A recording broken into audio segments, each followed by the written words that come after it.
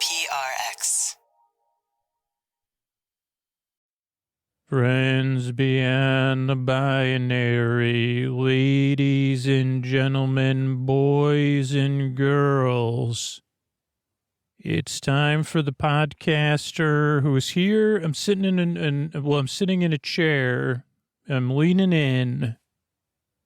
I'm cupping both my elbows. My left hand is holding my right elbow, and my right hand is holding my left elbow. And why? I don't know. It's comforting right now. It enables me to put lean forward right into the mic. Keep you company. I wish I had something silly to say about it, but it's so so I just switched my position.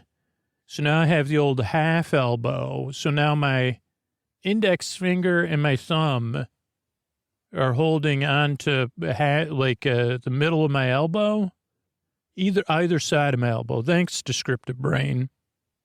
So now they're cupping the end of my forearms near my elbow. That's the kind of details that make up a sleep podcast. If you're confused, usually they're a little bit sillier and less straight details. But oh boy, talk about inane. That's what this podcast is all about. You put your right elbow in your left hand's palm, and then you move it to the forearm at the end of the thing. And then you make a sleep podcast about it, and that's what it's all about. Welcome to Sleep With Me, the podcast that's here to keep you company and take your mind off of stuff so you can fall asleep, to be your friend in the deep, dark night. Your bore friend. I'm here just to keep you company while you drift off because you deserve a good night's sleep. This show is not for everybody, but please give it a few tries. That's what most listeners have said. Hey, it takes 2 or 3 tries to get used to. The show's pretty different.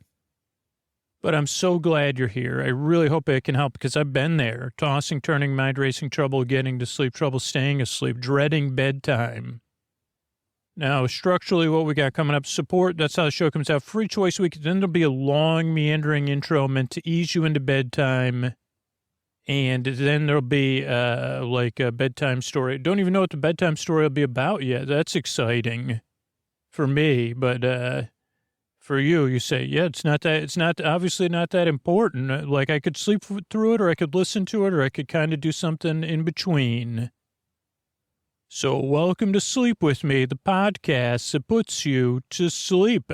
And these are the ways I'm able to do it for you for free twice a week. All right, everybody, this is Scoots here talking about the patron. Now, if you're already supporting the show on Patreon, or if you're curious about the bonus content and the benefits you get, but if you're a patron, we're not at 50% patrons using the bonus content yet. I want to get up to like 80 or 90%. So if you're hearing this, set yourself a reminder tomorrow. And if you're curious about the Patreon, on our Patreon page, we have videos about what you get the $5 a month level, the $10 a month level, and the $20 a month level. Oh, by the way, there's a free trial at the $10 Patreon level. So set a reminder, say, hey, I want to start that free trial at sleepwithmepodcast.com/patron. So set an alarm or a reminder, or if you're a patron, set yourself an alarm or a reminder to get your bonus content set up. It's so simple. Make sure you have a podcast app. If you don't already have a podcast app you use regularly, we recommend Pocket Casts on Apple and Android. So download that app. You could download it right now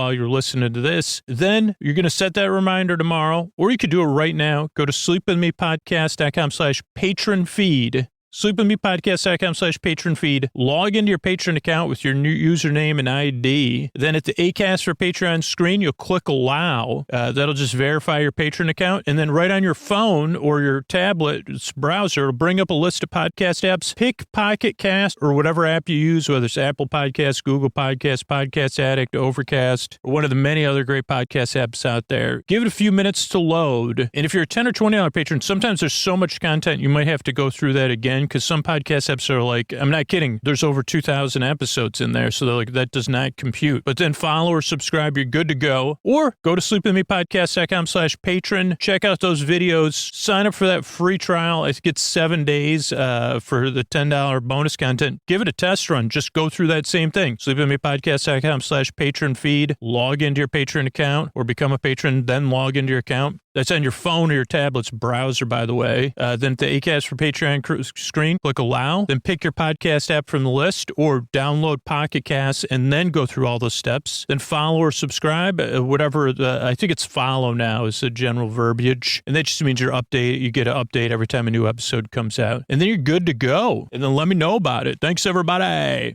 All right, everybody, it is time to talk about tonight's sponsor, Helix Sleep. And I want to know what mattress you get matched with. Go to helixsleep.com/sleep and take that 2-minute quiz and then check out which model of Helix you want to get, because Helix has got this new collection, Helix Elite. They also have mattresses for big and tall sleepers, even a mattress just for kids. And if you take that Helix quiz, you can find the mattress best for you and your body, or you and your partner's body. And that personalized mattress is shipped straight to your door free of charge. Helix knows there's no better way to test out a mattress than in your own home, in your own bed. That's why they offer a 100-night trial and a 10 to 15-year warranty to test out your new Helix mattress. And the reason they have so many different mattress models to choose from and that handy-dandy quiz to match you with the right one, they got models with memory foam for optimal pressure relief if you sleep on your side, more responsive foam to cradle your body for stomach and back sleepers, enhanced cooling features to keep you from overheating at night, and every Helix mattress has a hybrid design, individually wrapped steel coils, premium foam layers, perfect combination of comfort and support. And like I said, I sleep on my side, I sleep on my stomach, I like to sleep cool, and that's how I got matched with the Helix Dusk. I picked the Helix Dusk Luxe, and I love this mattress. But you could find the best mattress for you by taking that Helix mattress quiz. Setup is fast and easy, comes straight to your door, delivered in a box for free. Helix mattresses all come with a 10 to 15-year warranty depending on the model. And Helix is offering 20% off all mattress orders and 2 free pillows for our listeners. You go to helixsleep.com/sleep. This is their best offer yet. It won't last long. With Helix, better sleep starts now. That's helixsleep.com/sleep. And you can take the quiz for free. I don't know what you're waiting for, because I'm sleeping so good. I want you to sleep so good too. So take that quiz. Let me know what you got. Thanks, everybody.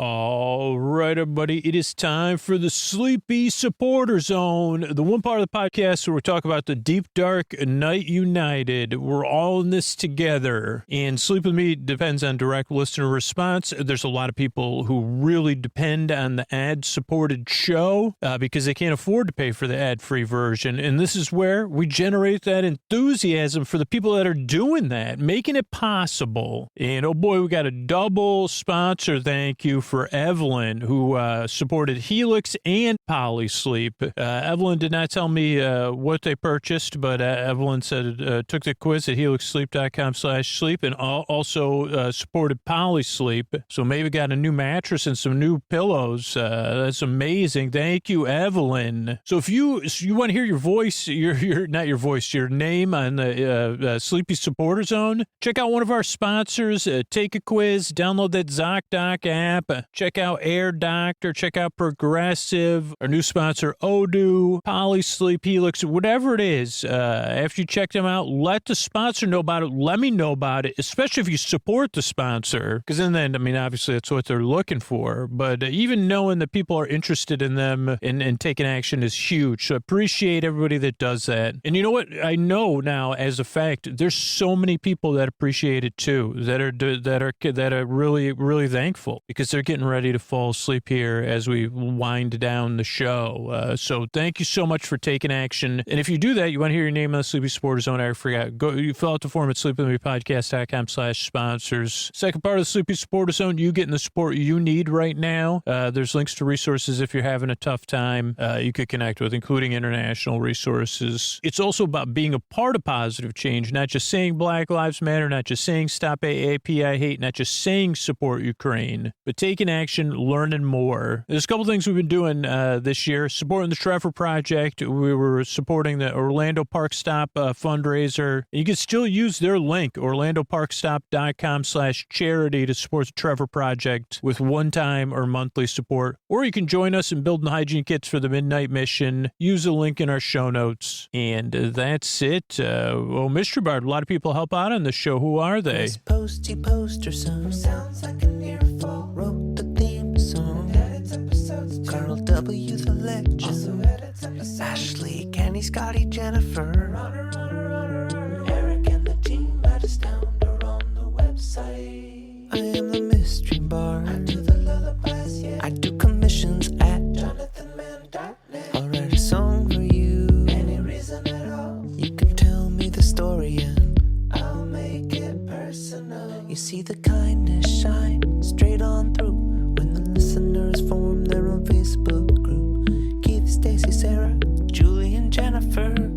These are your moderators. Get support dear Scooter on Patreon. Buy the merch and support the sponsors. You can find anything you want at sleepwithmepodcast.com. And we're so proud that we could dance. Rusty Biscuit, Lois, Anna like banana.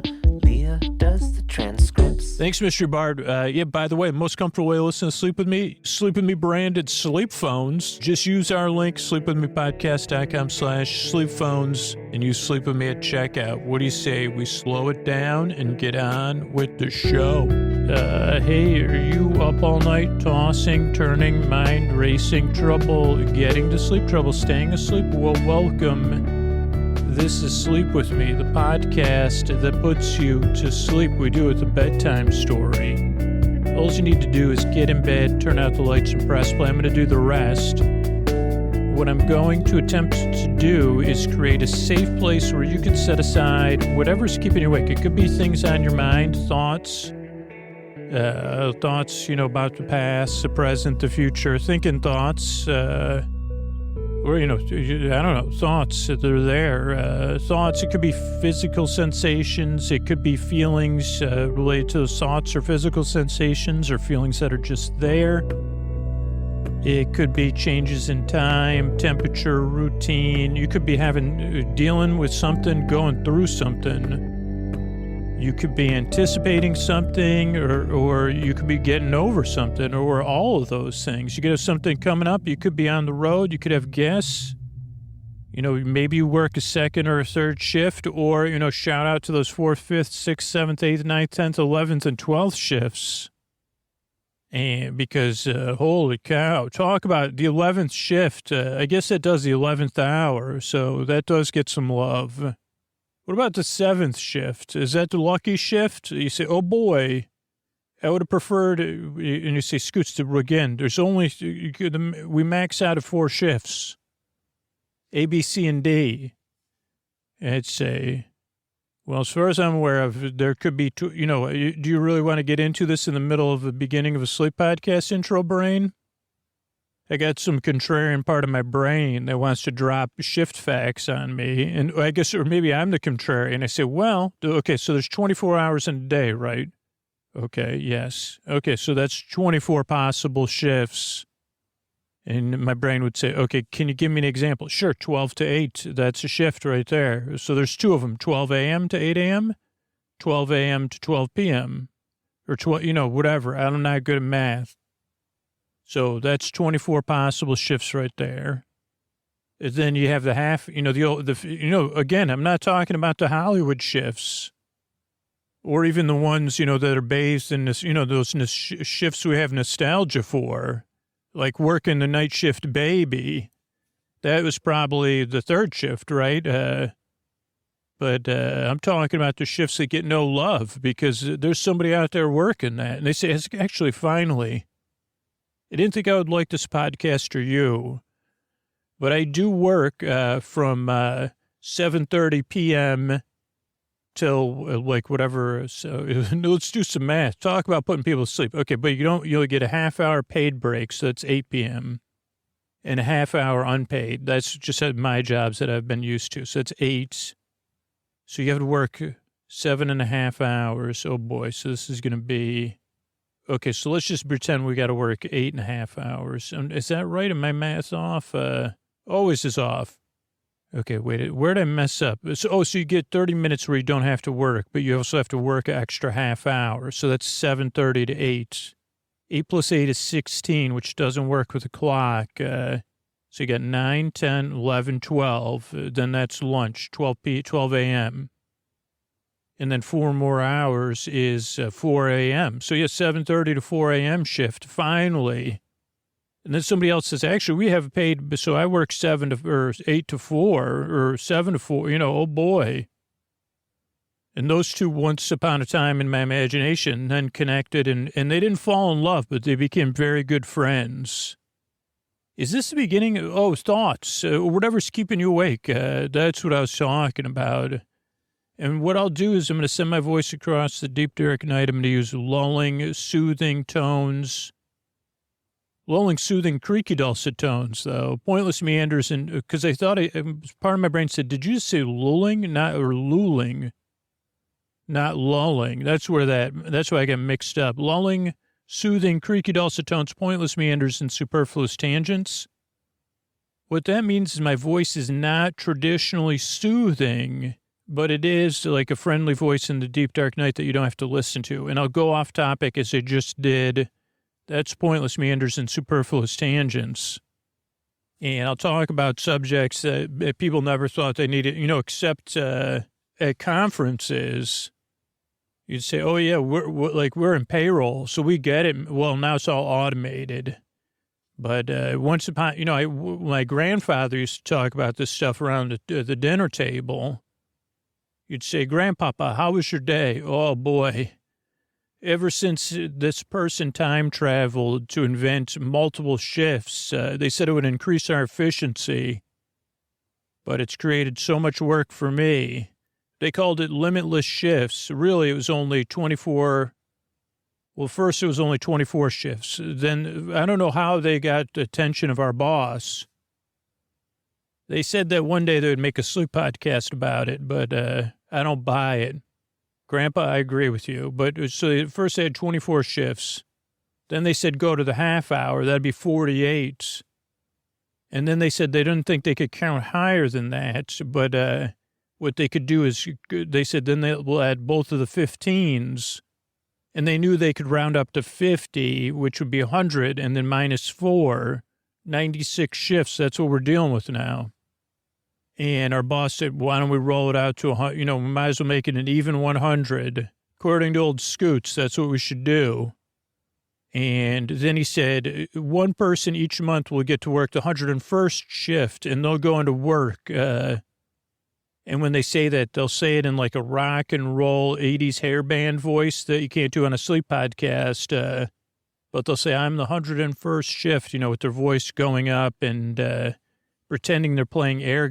Well, I guess you can't pretend to play air guitar, can you? There's a whole nother tangent. I don't know. Maybe that'll be about tonight's episode. Will be about is pretend air guitar, because that's something that doesn't make any sense.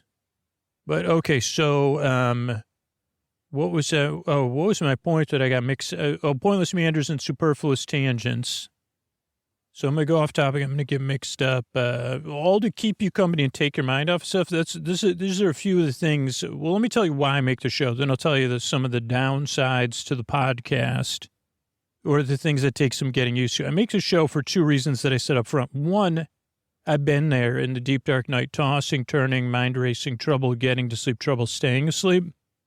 So I know how it feels like, I might not know exactly what you're going through, but I could probably relate. And if I can't, there's probably thousands of people listening that might be going through something similar and that can relate to how it feels. And a lot of them right now are like, yeah, I know how that feels. It's tough. And even if it's something that everybody else would say, that's not really that big a deal. You'd say, well, okay, great. Thanks for, but in Sleep With Me world, people would say, yeah, that's tough. And if it gets in the way of you getting a good night's sleep, that sucks. So that's one of the reasons I make the show. The other reason is to go along with that. I believe you do deserve a good night's sleep. And you do deserve a bedtime you could feel neutral about or look forward to, that you don't dread. A bedtime you say, hey, I got that going for me. At least I got old Scoots out there who's going to keep me company and take my mind off of stuff. So I'm happy about that.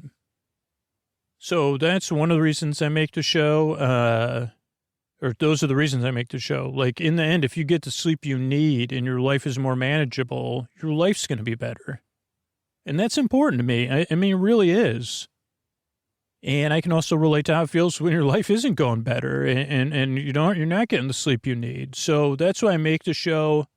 But the things that are different about the show, one is that it's a podcast you just kind of barely listen to, which it's like elevated background noise. So you're saying, well, okay, I can kind of tune into what you're saying, but you don't have to pay attention. Just like I'm out of focus or like you're trying to hold on to beach sand and it's slipping through your fingers. This is also a podcast that doesn't put you to sleep, believe it or not. I'm here to keep you company. There is no pressure to fall asleep. That's why the shows are over an hour. Because I'm here to be your bore friend, your bore bae, your bore sib, your bore bud, your bore bestie, your neighbor, your bore burr, your bore bruh, your bore, how about bordy? Is that a thing? I don't know what it would be. Like, but you say, old Bordy, there's old Bordy coming to town. There's my Bordy. It does sound like what is that called? Like not a pet name, but I guess it would be. You say, oh, you're my Bordy, my sweet, sweet Bordy. I guess if there was like whatever era came after the silent pictures and they had music in it, there'd be a song about old Bordy. And I would I guess it wouldn't be me because I'd picture Bordy as someone that's extroverted and charming. But I'm not, that's not my job. I'm here not to be listened to and not to push you to sleep, but to be your friend in the deep dark of night. And if you can't sleep, I'm here. Because I'm here for you. There's people listening who can't sleep or who need a break during the day. And that's what works about the show. I'm here to the very end, whether you're awake or asleep, whether you're listening or not. We're all in it together, and we're all keeping each other company in some sense, in some strange digital sense, because I know there's a part of me that's saying, oh, boy. So those are a couple things to know. The other things that throw people off, one, this podcast, it does defy logic. It's very low on logic.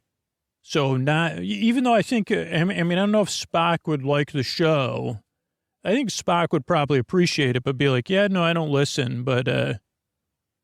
Or Data would say, oh, yeah, I use it when I have to challenge my algorithm, whatever. My positronic matrix needs a little challenge. I try to actually try to fix your podcast. That's how I warm up my when my positronic matrix drops below 47 Kelvin, which isn't a temperature, by the way, Scooter. Data is an android on Star Trek: The Next Generation.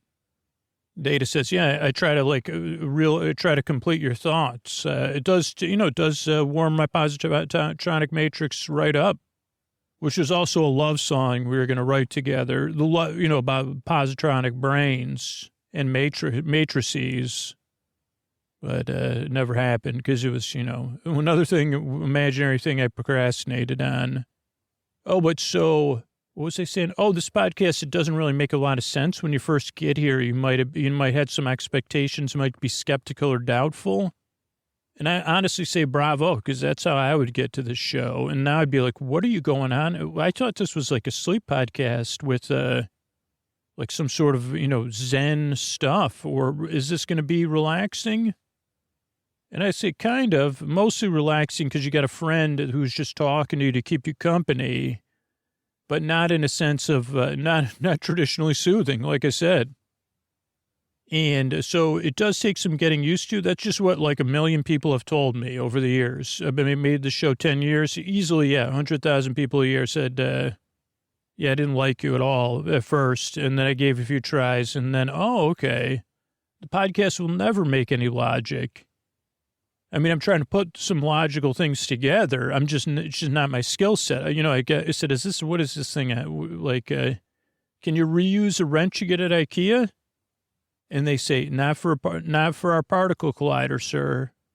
And I said, well, I brought 14 of them in a bag, in a Ziploc bag. Can't you let me in today? And they'd say, once again, I have a bunch of wooden dowels. I don't know why I had them left over, but so I have a bunch of I think they're called hex wrenches and then wooden dowels. So I'm definitely going to be an asset here at this this is a particle accelerator, sir. Exactly. I think if we accelerate these things, what if, like, here's the thing. What if IKEA's wooden dolls were hex dolls?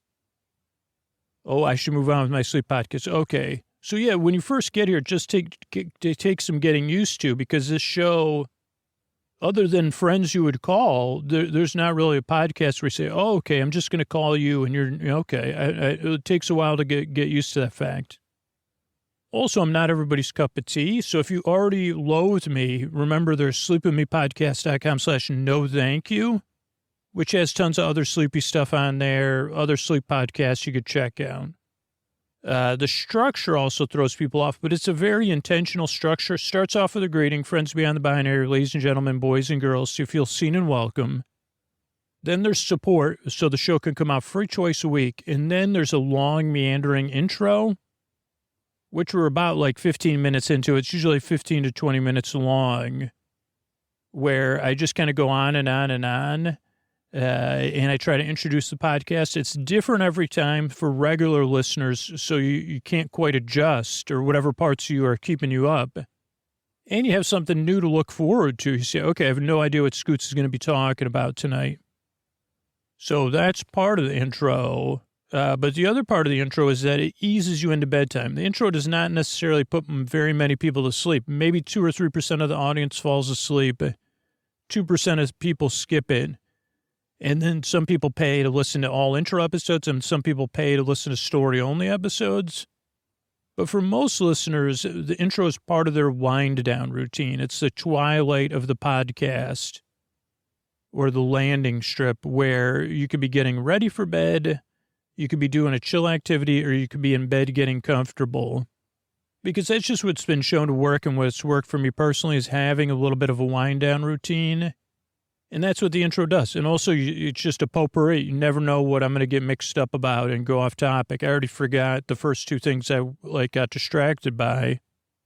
And that was before I showed up at a particle collider with my, I don't even know what metaphor I was trying to make there. But I said, I don't know, was I writing I also wrote a love song with Data about positronic brains. So there's always something to look forward to barely listening to in the intros. Then there's support, again, so the show can be free. Paying for it's optional. And then there's a bedtime story and thank yous. So that's a structure show. I told you why I make the show. I love making the show. Like, I got to tell you, like, I'm so honored to try to put you to sleep if I can. Because for the people that listen to the show, thank you so much. But the main message I hear is like, hey, I had no idea I was looking for something like this, and I'm so glad I found it. So that by definition means, yeah, it's not going to be for everybody. But for the people it helps, it really helps, and I really hope you feel a part of, because I'm so glad I get to do this for you. And you know why, because I've been there too. But we're also just a bit different, so we get to embrace that here. So I'm glad you're here. I work really hard here and I strive. I really want to help you fall asleep. Thanks again for coming by. And here's a couple of ways I'm able to do it for you for free twice a week. Sleep With Me is brought to you by Progressive. Most of you aren't just listening right now. You're driving, cleaning, and even exercising. But what if you could be saving money by switching to Progressive? Drivers who save by switching save nearly $700 on average. And auto customers qualify for an average of 7 discounts. Multitask right now. Quote today at Progressive.com. Progressive Casualty Insurance Company and Affiliates. National average 12-month savings of $698 by new customers surveyed who saved with Progressive between June 2021 and May 2022. Potential savings will vary. Discounts not available in all states and situations. All right, everybody, Scoots here. You kind of heard me talking about it, the intro, but I guess while I was making the intro, I didn't realize that the tale, like I had an untold tale that I had forgotten about that we could tell related to the intro, which I vaguely remember as, well, I guess I could check. I did leave a voicemail for myself, or I voice messaged myself. Let's see if I can find it. I'm going to listen to it. It's only 6 seconds long. I'll cut it out and then I'll be back. All right, so I said tomorrow's episode could be Pretend Air Guitarist or Air Guitarist Tribute Band. But of course, then I remembered, the one thing that I always forget, which are untold, untold tales, truly forgettable tales. There you go. This is a new ongoing series that's been ongoing. Neither it's episode, never very little seriality. What did I say? Truly forgettable tales. Can somebody please remind me of that? Maybe I'll send myself another voicemail. And then, so those of you that have been able to see the Purple Peoples Circus, which is, not many of you, but every once in a while, truly forgettable tales come up of how people have joined this amazing circus, associated, I don't know if they probably have appeared in the U.S., but not that I know of. It's a circus, it's in the one circus, well, many circuses elude me, but this is an elusive one. This is the Purple Peoples Circus. It's one elusive circus, not a metaphor. It's an actual circus. That's very elusive. That's why. So don't feel bad if you've never seen it before, but maybe you've slept through how they've met people, and maybe you've like me, even though I didn't sleep through it, I was here, and then I listened to episodes and mixed the episodes and converted the episodes, and but I don't even I know that the last two episodes that I remember making were how they got the moose, the juggling moose.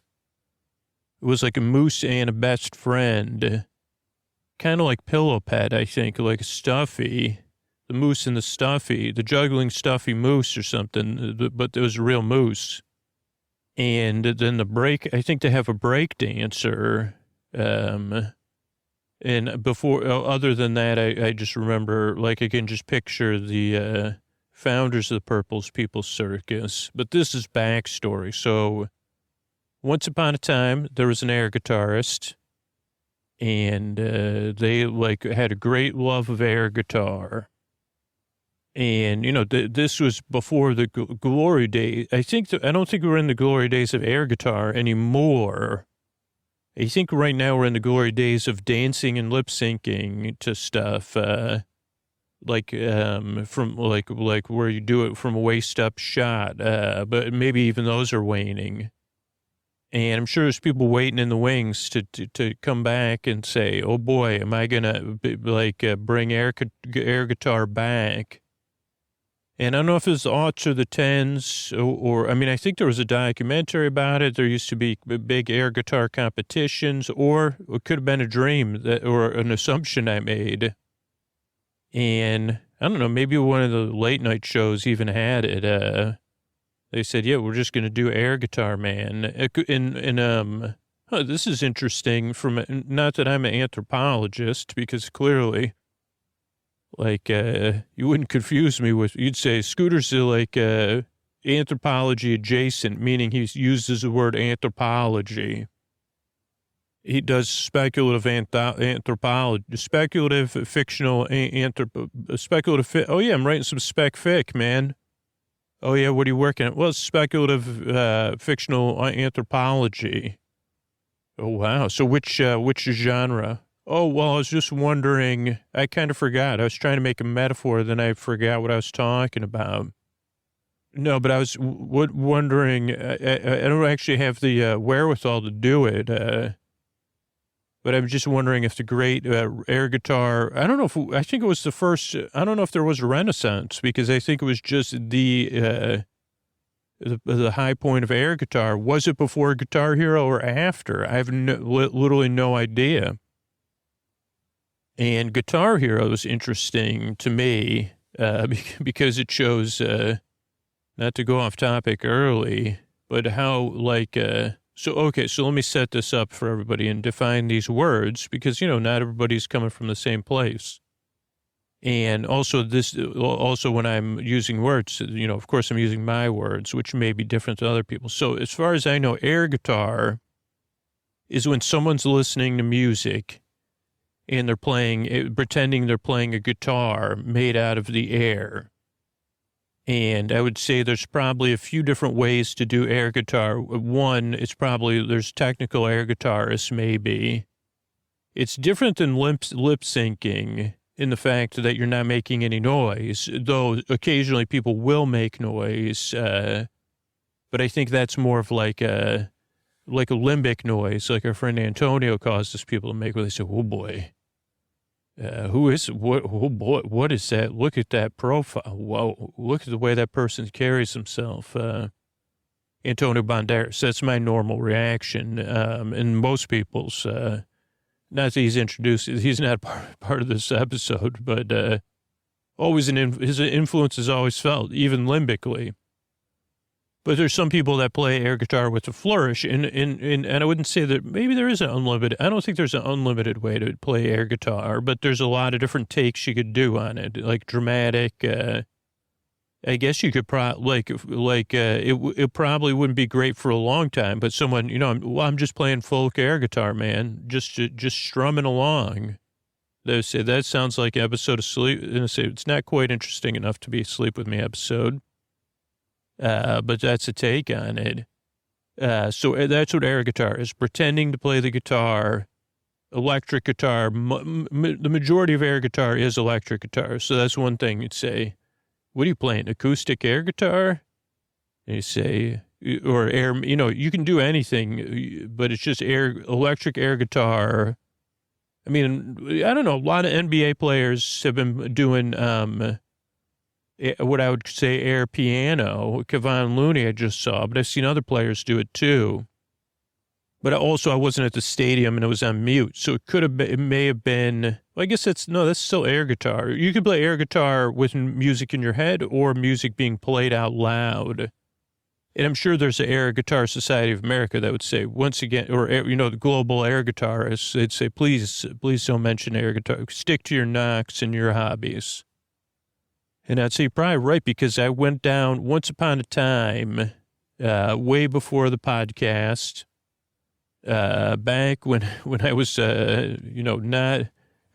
my budget was very small, but my need, every once in a while I had a need for, machinery and hardware and software and this is just, in this kind of, we'll talk about stuff of like, when you can't sleep, I would thought if I could get like the right computer and figure it out, that everything would be okay. Really. I mean, I don't know if that connection was crystal clear in my mind, but on some level it was. And I thought to myself, and I was like, this was pre-podcast days, not even making podcasts, a podcast existing.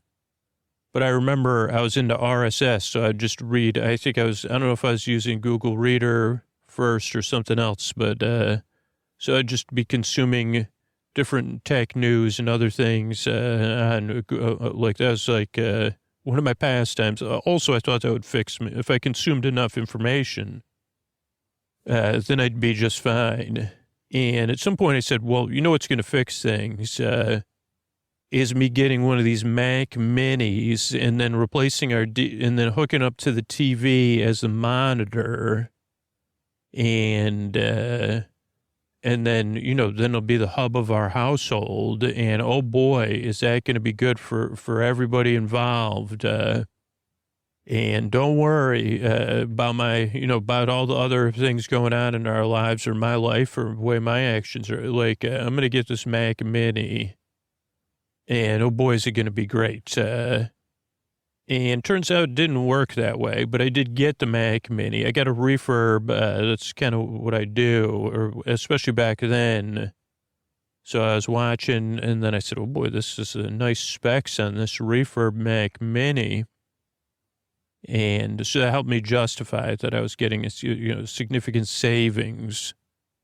And eventually the Mac Mini came, and I unpacked it, got it set up. And then at some other point, and I guess I still don't understand quite what went wrong. At some other point, I saw a sale, Now, maybe this is where it went wrong, but I'm pretty sure it was a sale like on a Guitar Hero guitar in the game, which still came on like the disc. I guess the DVD-ROM probably was back then.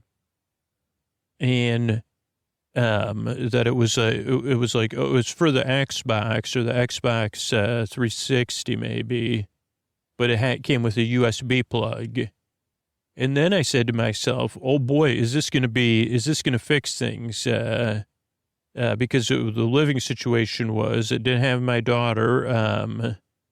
Not sure if I was married or I just had like I was living with my future wife, now ex-wife, and my brother was living with us. And, I'm pretty sure that was the living situation. And I said, it's going to like totally, totally bring joy to this household is not just a Mac Mini, which hasn't quite brought joy to it yet, but don't worry, my fingers are still crossed. That if I, then this Guitar Hero, and I mean, I know we've all been there. I was like, oh, just picture the nights, all three of us taking turns on Guitar Hero, and the joy it's going to bring. And so I don't know. And again, I got that was another deal. It was not refurbished, but, I guess it was a package deal. It came with a guitar. And maybe I gave it as excuse my behavior by giving it as a gift to my brother or my, wife, I think at the time, or future wife. Yeah, no, we were married. I was like, oh, that'll be, so that'll make it okay. Not that any of this isn't okay. Like, guitar, like, just in the context of, just where my mind is wandering to. But what happened, there was a little wrinkle in there. But this is like a 10-minute, but really, that's not really going anywhere interesting.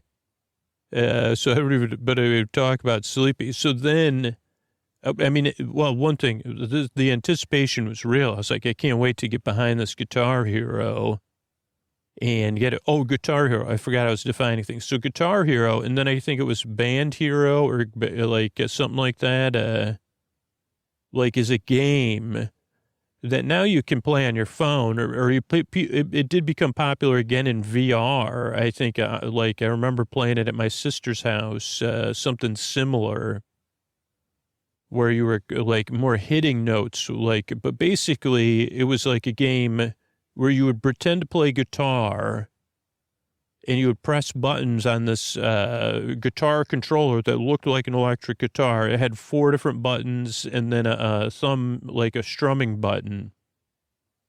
And you would, like, there would be obviously an avatar on the screen, and they would be famous, semi-famous, or and obviously this was like early days of, then you can buy other downloadable add-ons or future editions with more songs, which it probably did before I even got the game working. But of course, like, was this my first Mac? It may have been also part of my excitement. So, even though it wasn't going to be my main computer, because I said, this is it. Like I really thought, like, this is this is well before streaming or anything. But, I thought, oh, this would be a music hub and, whatever. That's just what I thought. Gaming and all that. So what happened? Okay, well, so Guitar Hero is a game, a video game, or I'm sure it still exists, but there's other versions now, like Dance, why don't they call it Dance Hero? Maybe they do. There's Dance Dance Revolution. That's better in the arcade, though you could buy a pad for it. But Guitar Hero was cool because the controller was pretty decent. And the other thing was I had this controller until, like, I moved to this place when I was getting ready to move to my current place. So 2018. So this had to be in the aughts when I did this. And it had to be in the early, like, somewhere before, whatever. It was in the aughts. Guitar Hero is a game, basically a button mashing game, but you're mashing more than one button. Sometimes you got to mash 2 or 3 at once, depending on the difficulty level. Hold a button. And it seemed like it looked really fun. But what happened was, I booted this thing up. I'm sure when the other 2 of them were at work, and I was like, oh boy, I'm going to be working from home today really hard. And fixing don't worry, when you 2 get home, everything will be fixed. And so I boot up this game, and there's a lag. And to this day, I was never able to figure out the lag because it was some sort of strange lag. What do I mean when I say lag? Like, typically lag is like when you easily seen when you're watching some sort of video and then you're listening to the audio and it falls out of sync and one is lagging behind the other. Either you're hearing the dialogue first and the video's catching up, or the video's ahead and the dialogue's behind. And so for Guitar Hero, I can't remember what the lag was, to be honest with you, but it was like, it was bizarre. Like, so I don't think it was the music, because I guess it was the button mashing lined up with the music with what I was seeing on screen. So it took a game I'd never played. Like, it pretty much made it almost impossible. But of course I was not willing to, admit defeat. Right. So I was like, I can't remember which song. But Take It Easy. But that's the song. It wasn't Lowrider, but it was a song that was in the movie Dazed and Confused. But I don't remember Slow Ride. That's different than Lowrider. So so that was the song, because it's burned in my brain now that I brought it up. And I kept at it, not just that day, but I said, well, I'm going to have to put work on hold. I was working for myself at the time. I said, well, I better put all work on hold, and, figure out this one's, if I can eventually. Also, I think other levels and songs were locked maybe, but also everything else was way more complex than this song at the easiest level, which it could not overcome because of this strange lag. Now, at the same time, I said, okay, I broke it, my time. I said, okay, I'm also going to look at, what's the problem here? The internet. I mean, so I said, okay, let me get Google and, search some forums and get to the bottom of this lag. And looking back at it now, I can almost guarantee the lag was like processor based. I mean, the video, there wasn't a lag in the video, but it was like, this was when Apple, because I had bought it refurbished, it was like 1 or 2 generation processor behind. And this was just when we were getting into multi-core processors.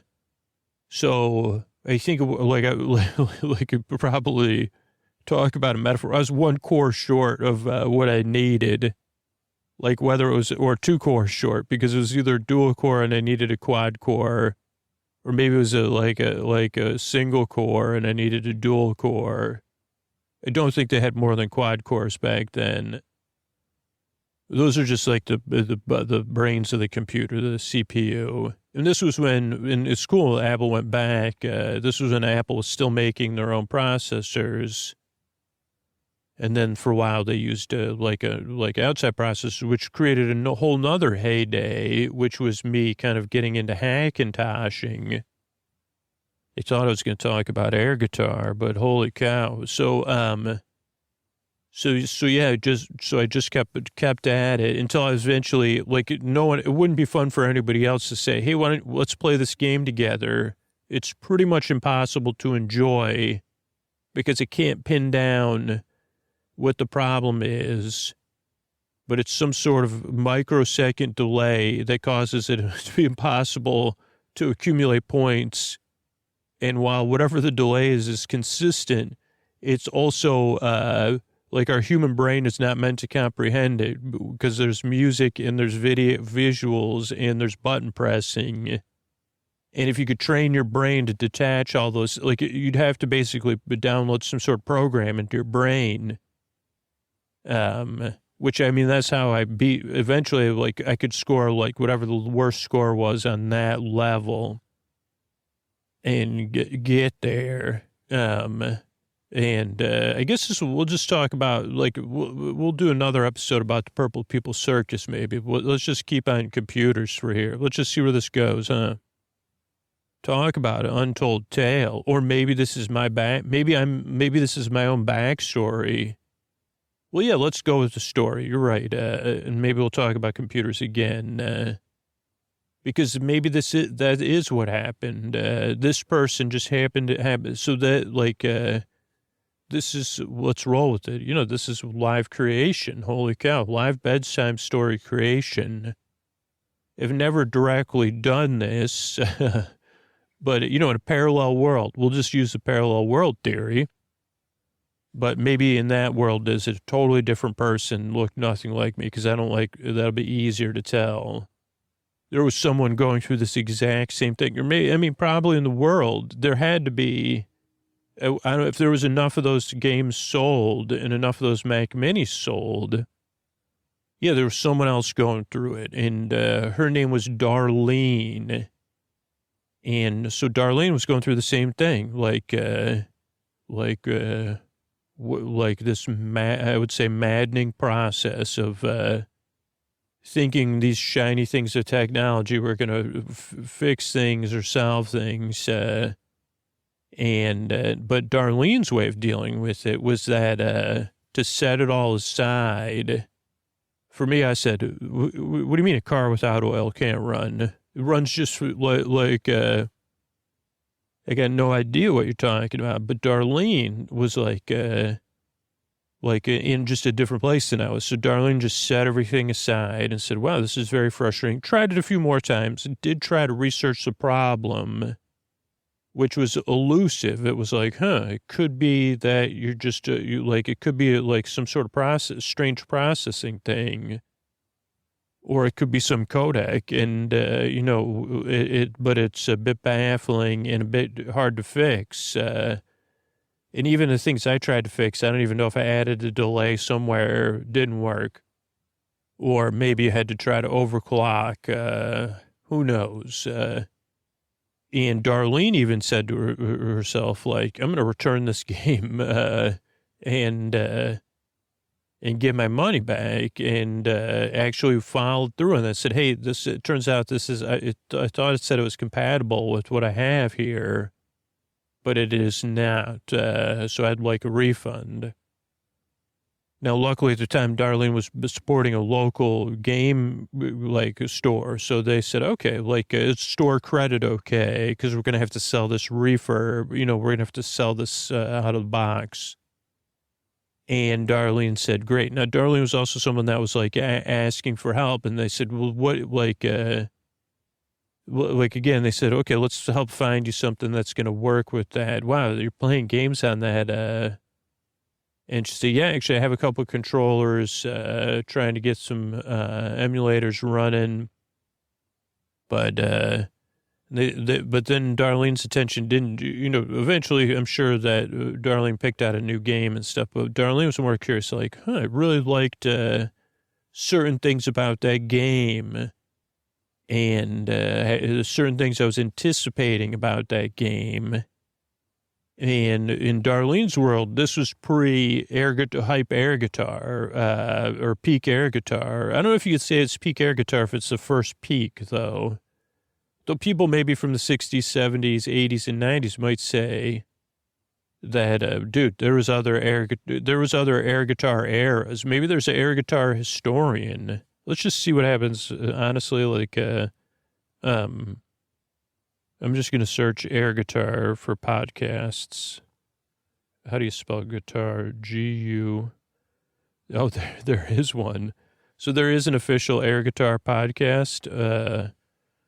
Oh, that's weird, though. It didn't come up. Let me just search for air guitar. Okay, well, let's see all shows. There's a lot of stuff that's un-air guitar related that comes up. So there's a podcast niche that does seem to not be well covered. Oh, all Our friend Hal Lublin's podcast is one of the top ones. Tights and a wrestling podcast from Max Fun. So they must have talked about air guitar on there at some point. So anyway, if you're thinking about starting a podcast, it could be about air guitar, which is interesting because I guess like that's why this is a tale forgotten told. Like that was one of like eventually one of the things Darlene did try is a podcast, but I'm getting ahead of myself. Because what Darlene did was started she immediately connected some of the feelings of playing air guitar with her memories of like what she was anticipating playing Guitar Hero was going to be like, which I'm sure came into the design of a Guitar Hero. And so Darlene just got into playing air guitar for fun, like mostly like punctuate things. And it became kind of one of like Darlene's things that her friends and coworkers would say, like, I think what it like, Keanu in those, what was that movie called? Bill and Ted's Excellent Adventure. I think they play a lot of air. So there you go. There's another era of air guitar, the Bill and Ted era of air guitar. But what happened, just to catch, like, get a little bit of get the story progressing, Darlene also lived in an urban area.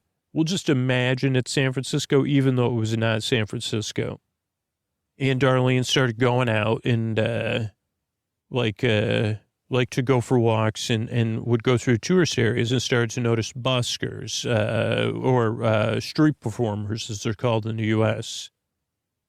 But it was also Darlene's memory of being in European cities and seeing buskers, or whatever. That's just what we Americans we say, you know what I mean? We're like Americanizing it, European words.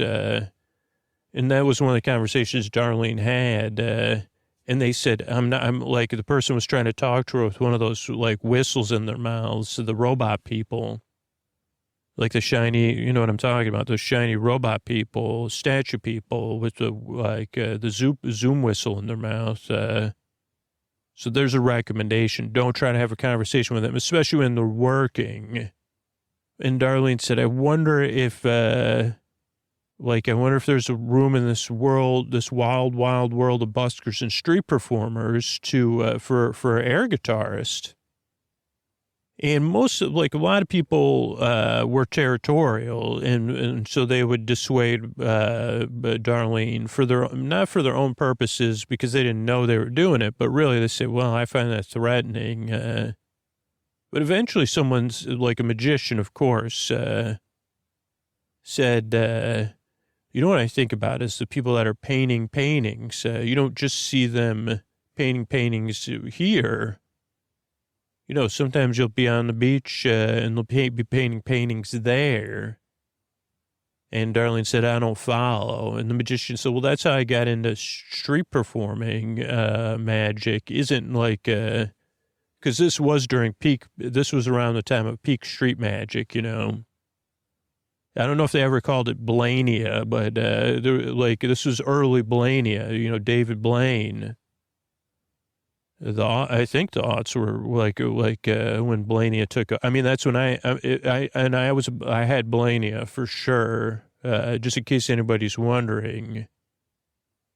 Well, holy cow. But so they said, well, that's how I got the idea to start doing street magic. Wasn't they were like, I do have Blania, just like Scooter was saying. And she said, who's Scooter? And they said, never mind. But they said, one time I just saw people doing it, like painting the paintings, right? And then I said, well, maybe I'll just do, I'll practice magic at a park because there's so many great parks in San Francisco, like Dolores Park. Now, a lot of them, the magician actually went on a tangent and said, not a great park for most magic tricks because it could be because of the unpredictability of the wind. And I said, well, eventually I had to find parks that were a little bit more, had more tree barriers. But I was also looking for the sun, because, you want to be in the sun where it's warm. And they said eventually, I could find perfect times and perfect parks to do it at. And then people would start watching me as I got better at some of my tricks. And I even, my learning was accelerated by trying to do the tricks in the windy parks too. So it really helped advance some of my close-up magic skills and stuff like that.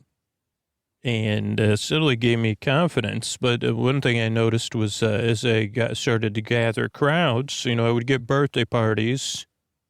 But eventually people started asking me, if I had a permit and I had to enter the official world of busking.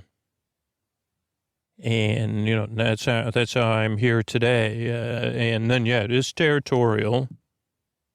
But I think there's some unique advantages you might have to being an air guitarist if it is viable. The first thing would be setting your expectations, but not using your expectations, respecting your expectations too. And Darlene said, "What do you mean?"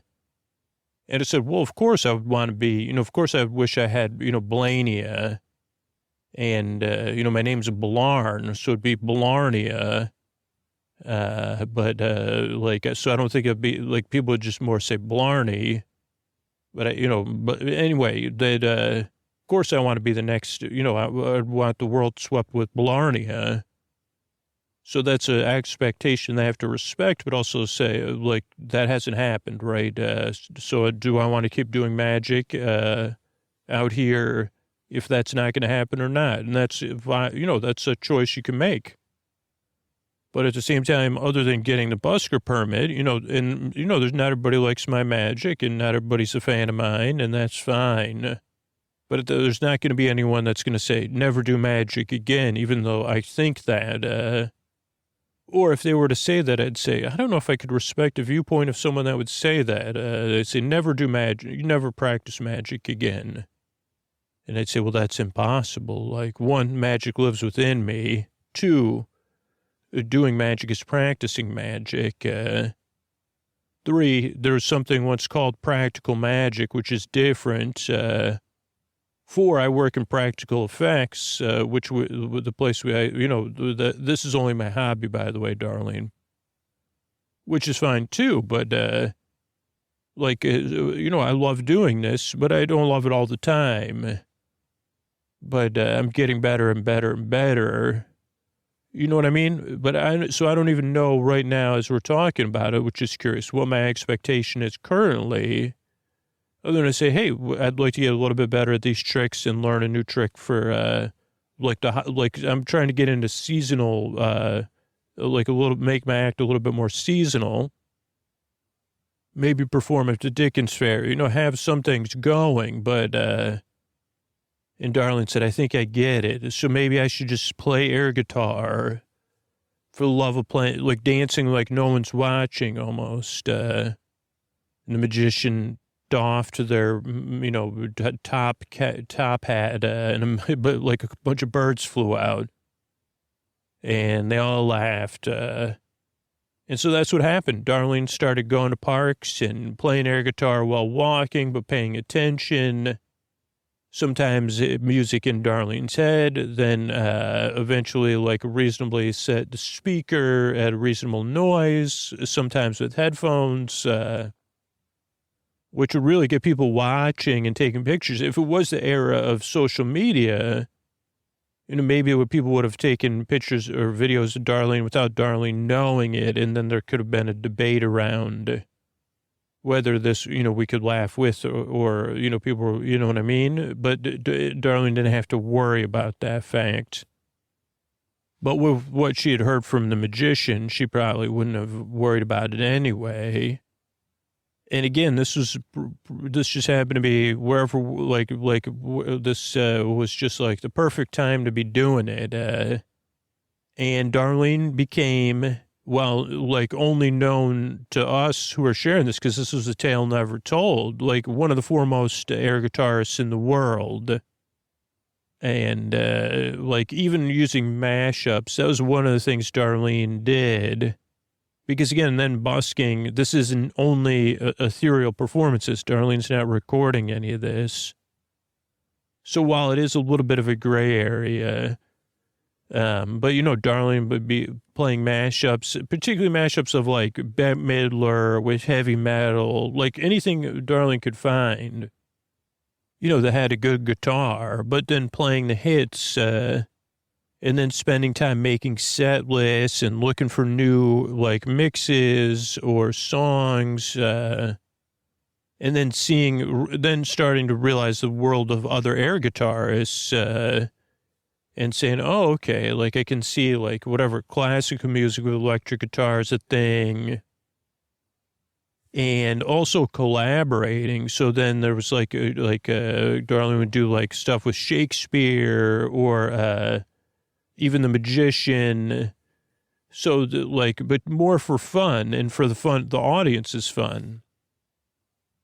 And that was one of the things Darlene did was like, didn't really take off because this was early podcast era, but like did a kind of like a busking podcast. But Darlene just kind of kept at it and kept trying to find new ways. Also, the seasonal idea really worked. So then Darlene would like do Halloween style ones, like dressed up, and particularly getting a permit and everything, and then doing it in a big city. Was a thing, but also like Darlene actually was encouraging the magician to be like, you know what, you're really like a mentor type busker figure, and maybe you could use your practical effects. And what they started was what became known as the Great Unofficial Buskers Parade, which was this was something that was not just in their area. Because I think maybe there was like a zine, and maybe this was what their podcast was even about. But it came out of the kind of collaborative process of like, hey, what do we do now? And it did create kind of more tension because there's like collaborative buskers and individual buskers, right? And buskers that kind of they say, this is what I do. This is how I do it. It's very like, I'm a statue. Like, I'm not going to change. I'm a golden statue with a whistle.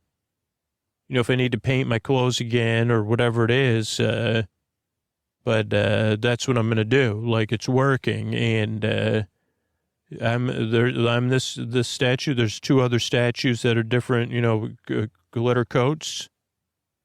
And people keep talking about somebody coming out with like a pink statue or purple one. I don't know how I feel about it, but that's, I don't need to be like, I got to be, time on my platform, making, doing my act. But there was also buskers that were down for this. One, because being in a parade is pretty fun, especially a parade of buskers doing their thing. Also, and this took a while, like you can't just explain it, you do have to experience it, which was what they would try to explain to the other buskers, is that really helps your skill set. You juggler, air guitarist, magician, like moving and performing, whatever, person that's juggling on a unicycle, holy cow, trying to be in a parade on a unicycle. Singing, and then again, you're singing and air guitaring, and all those things can kind of form something together.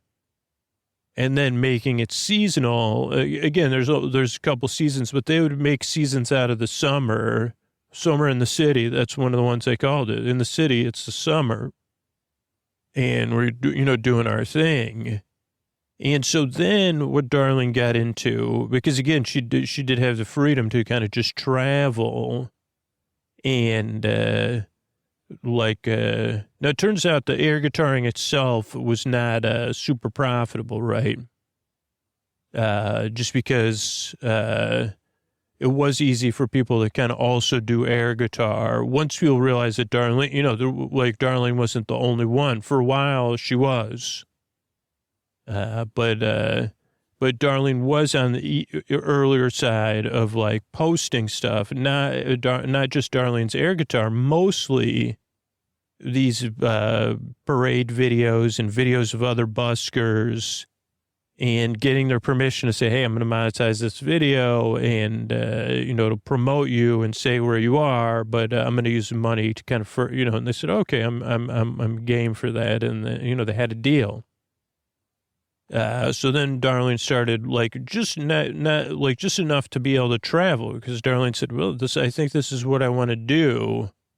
I just don't know how I'm going to do it. I love busking. I love most buskers, not all.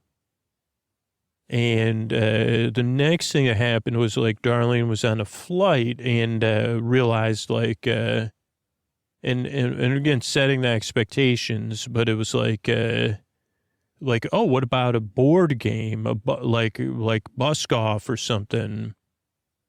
And Darlene's like, that's interesting, because the whole thing that got this started was Guitar Hero, and I don't think there could be a busking video game where that's the main thing. I mean, it could be like a Sims thing where you're a busker or a street performer, but they said, Darlene said, what do you mean?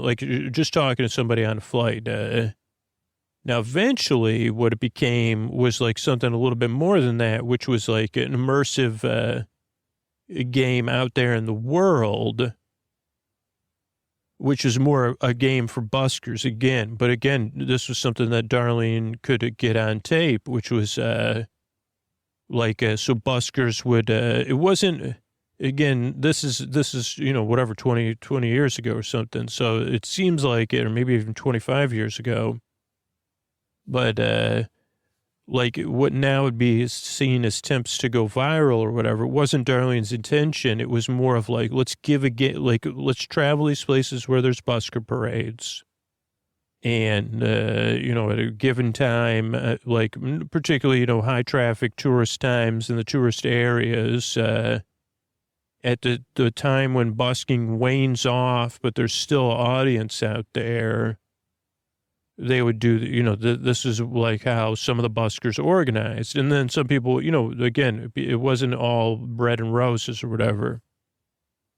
But then Darlene got this idea of instead of making it a board game, we could make it a board game.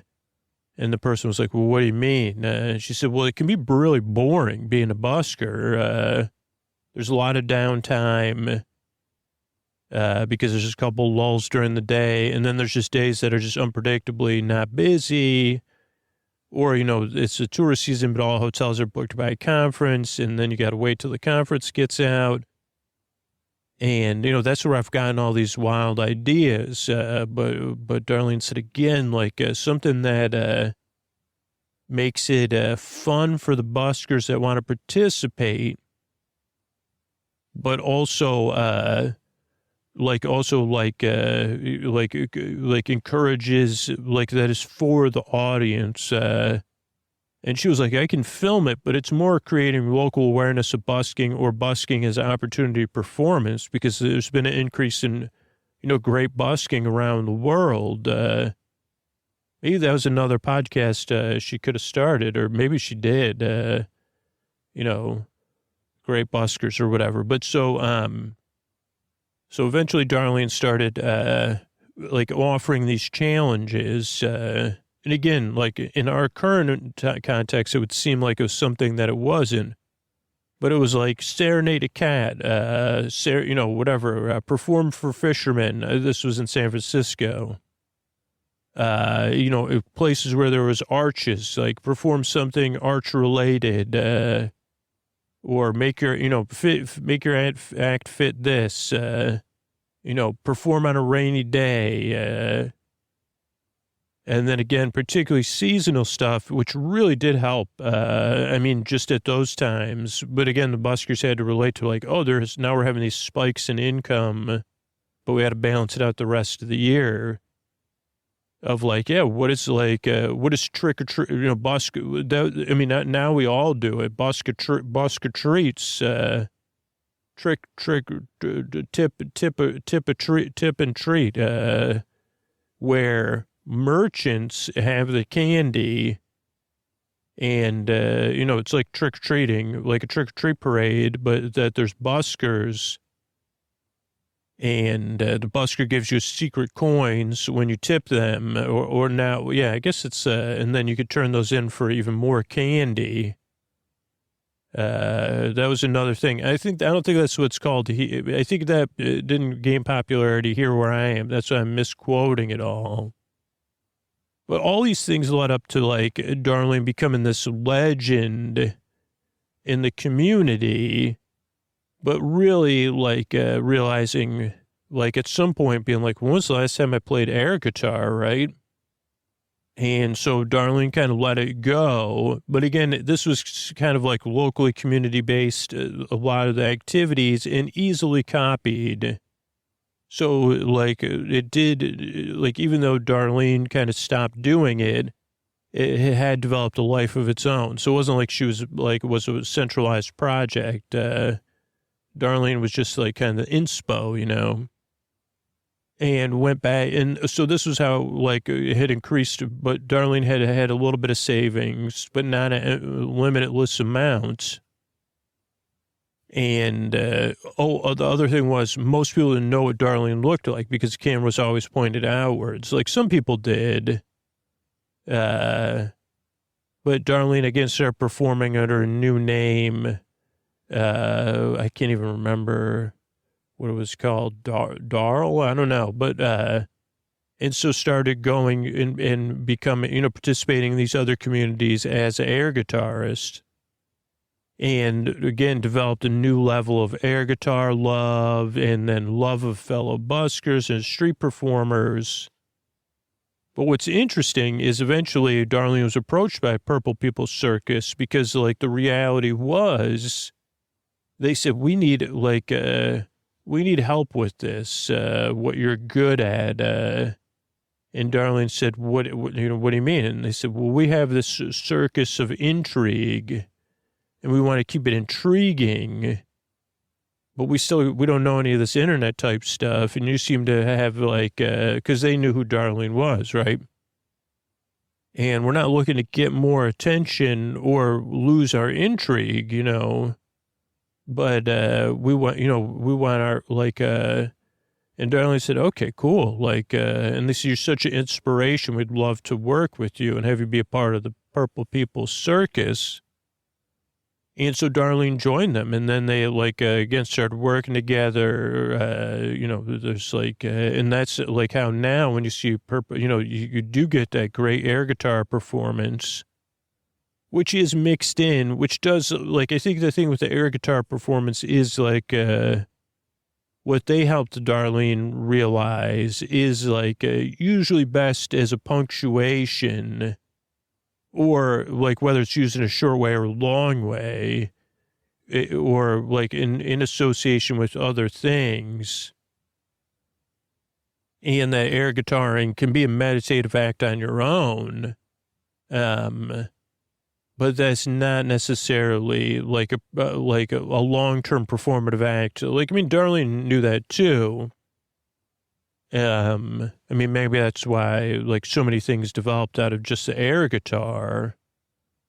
But yeah, I think that's it. That's like one of those tales that just always, whenever I think of air guitar, then I wonder about other stuff. Then I remember, Guitar Hero. Then I forget, and I say, oh no, I forgot about Darlene. One of those people that really did some cool stuff out there in the air. All right, good night, everybody. All right, I want to thank everybody who became a patron recently. I want to thank Nicole, Jenny, and Margot. Thank you, thanks, and good night. Matt, Maddie, and Marianne. Thank you, thanks, and good night. Liam, Sam, and Judith Lee. Thank you, thanks, and good night. Elise, Maya, and Audrey.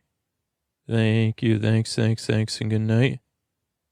Emily, Timo, and John. Thank you, thanks, and good night. Lori, LC, and Michelle. Thank you, thanks, and good night. Kelly, Grant, and Spirit. Thank you, thanks, and good night. Anna, Lori, and Deborah. Thank you, thanks, and good night. Kristen, Paul, and Christine. Thank you, thanks, and good night. Anna, Patty and Steven. Thank you. Thanks, and good night. Thanks, everybody who supports the show directly. That's how we're able to be here. Keeping you company as people support the sponsors or support the show. And the way we come out for free twice a week. That's the way and the way we grow the podcast is by people just spreading the word. Appreciate it. And,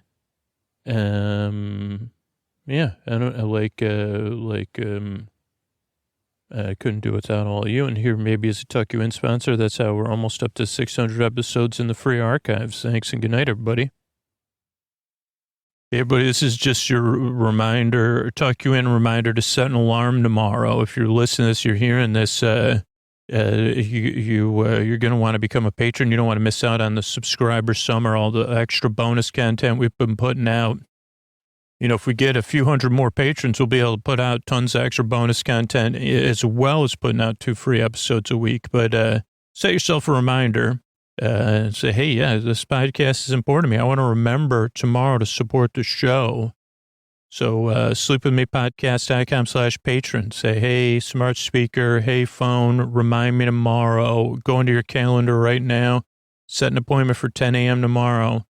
To go to sleepwithmepodcast.com/patron, sleepwithmepodcast.com/patron, and sign up to support the show that's putting you to sleep on a regular basis. Thanks.